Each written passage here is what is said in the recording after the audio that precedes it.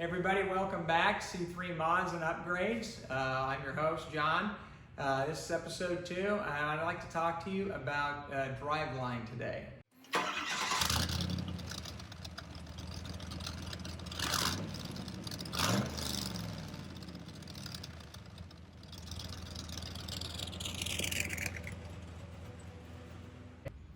Okay, so underneath the car here, you can see the LS motor, and I have the automatic transmission bolted up to it. I did a lot of research, and there's a few things that I really want to point out if you do this to make your job a lot easier. There's a company called from BRP Hot Rods. Sometimes people call them muscle rods. They have LS swap kits for just about every type of muscle car. Now, so specific to the Corvette, they have a mount right up here. It's a polyurethane mount, and it goes over the frame horns. There's no cutting of the frame. There's no adjustable mounts on your engine.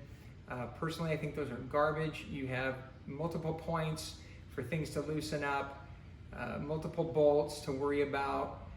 This company has designed these mounts to work with any LS3 and a C3 Corvette, that it will give you ample firewall clearance. It will give you plenty of radiator clearance up front. It allows you to run factory power steering. It allows you to use the Borgson box power steering. The one thing it does not allow you to utilize, though, with the factory oil pan that the LS3 comes with, is the rack and pinion system that I put in my car. So upon purchase of the LS3, I took the pan off, and Holley makes a pan for the LS conversions. They make 3 different heights. This particular one gives me enough clearance for the power steering rack to move back and forth without any issues. The only modification I had to do was to the factory windage tray, which was just nothing more than a die grinder, and I cut a couple inches off the front pan because the portion of the pan is shallower, and it did include a 2-bolt oil pickup retainer instead of the 1-bolt like GM uses, so that was a good upgrade. Other than that, it keeps the factory height. It bolts to the transmission, which provides your structural integrity, which the factory one did too. So I can't say enough about that company. I also utilized the radiator from them, which is an LS swap component for a C3 Corvette with the outlets on the proper side. I also got a new gas tank with in-tank pump and fuel sending unit, which we'll be discussing in a future episode. So up front by the harmonic balancer, you can see that there's plenty of room, ample clearance. Didn't have to do any modifications to the frame, no notching for anything. Everything fits perfectly and exactly like it should. Okay, so this is my rear cross member for the transmission. I got this from Bowtie Overdrives. It doesn't specifically list 470 transmissions. It's actually, they listed it for 200 R4, 700 R4. I bought it in the hopes that it would fit, and if it didn't, that I'd cut it, weld it, modify it, and have it repowder coated. Luckily for me, it bolted in perfectly. The frame that I got was from an automatic transmission car, so it has the removable cross member, so it bolt right into the factory places. And the engine mount swap kit that I got from BRP Hot Rods also came with the transmission mount, polyurethane bushing, and spacers, and a preload washer plate for the transmission mount. So I got everything in with the proper drive angle. I'm at about between 2 and 3 degrees on the driveline angle. And the only issue that I really had was the front servo on the front of the transmission is right up against the floorboard, and one of the transmission cooling lines fittings is right up against the floorboard. So there's no worry of hurting the transmission, but what it's going to end up doing is wearing into the fiberglass and probably slicing its way through the floor pan. My option, of course, is to take one of these spacers out and change the driveline angle, which I don't really want to do, or just live with it. I'm going to see how it goes, but Right now, it's set up exactly how I wanted, and I know there was going to be some issues, but if that's the biggest thing I got to worry about, then it's a good day. Okay, so at the rear of the drive shaft here, you can see they also incorporated the bracket for the parking brake pulley. Everything fits fine. I didn't have to modify it. I didn't have to bend it. Everything works perfectly. So I don't have any clearance issues with that. My friend Gary at GDS 4x4 in Maryville, Illinois, again, he made a custom drive shaft for me as well as custom half shafts. The factory were 2.5 and we went to 3 inches. And one of the things that I noticed when we did that is I lost a lot of drive shaft tunnel clearance. Not that it's too big of an issue, but if you've ever worked on these before, you know that the battery cable runs on the inside of the tunnel next to the drive shaft. Well, I moved my battery from behind the driver's seat to the passenger seat for various reasons, and we'll get into that in another episode. But originally I ran it, since I moved it to the passenger side, I ran the battery cable down the passenger side of the drive tunnel, and that's where I have the least amount of clearance. Obviously, there's more clearance on the driver's side because the factory ran it down there, so I ended up having to move it, and it was not an easy task. Okay, so on the drive line, I used grade 8 caps on all of my yokes, and they have grade 8 bolts that hold the caps on. I had an issue with the heads of the grade 8 bolts hitting as the drive yoke on the rear end spun. So I tapered the edges of the bolts, and you can see here that if I ever need to take my drive shaft out, that's going to be an issue. So when I was telling you earlier about having to move the battery cable from one side to the other because of the clearance, this is why. Okay, so these are the grade 8 caps that I got. I actually got these out of the Summit catalog, and unfortunately they come 8 to a bag, which you think, well, that's great. You got 2 for the inside and the outside yokes on each side. You got 2 axles, that's 8 caps. But I also wanted to put them on the yoke coming out of the drive shaft, and they don't sell them individually. So unfortunately, I spent another $220 to get 2 caps. But again, I like I said in the first episode, this is not about doing things on the cheap. This is about doing things right. So that's the route that I took. Okay, this is the shift cable assembly that I got for the 4L70E. I got it from Shiftworks, and it is perfect. It comes with a very sturdy pusher-pull cable, the bracket that mounts to the bottom of the pan. It comes with the transmission shift linkage that goes right on the side of the factory shifter, and the pivot point and the ball and all the hardware you need to install it. It works perfectly.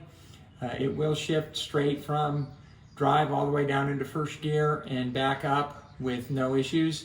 It gives you the measurements that you need to get it set up initially, to make sure that your neutral safety start switch is properly positioned so that the car starts in neutral and park, and that you have all the proper gears in the selector you're in. So that was money well spent. And I also bought the shifter conversion kit for them. I'm running a factory C3 automatic shifter, and they gave me the 4th position overdrive detent, which is just a matter of taking the old one off and drilling a couple holes and bolting the new one on, and you have a 4-speed automatic shifter for your Corvette. With the motor in the car and you're running the factory LS3 oil dipstick tube, I had to cut the ring off so that it doesn't hit the hood. The oil cap is fine. There's plenty of clearance around here.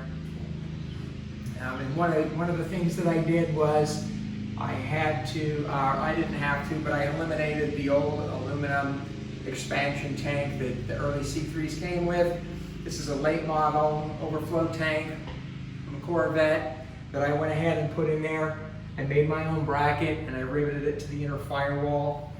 It's right above where my factory windshield washer bottle goes, so there's plenty of room there. On the LS3, the fittings that come out of the side for your heater core are straight fittings. Luckily, they're pressed in. I pulled them out. I made my own tool to pull them out with, and I tapped and threaded them with MPT pipe tap, and I used AN fittings, threaded AN fittings. They're 10 AN, which allows the 5/8 inch heater hose.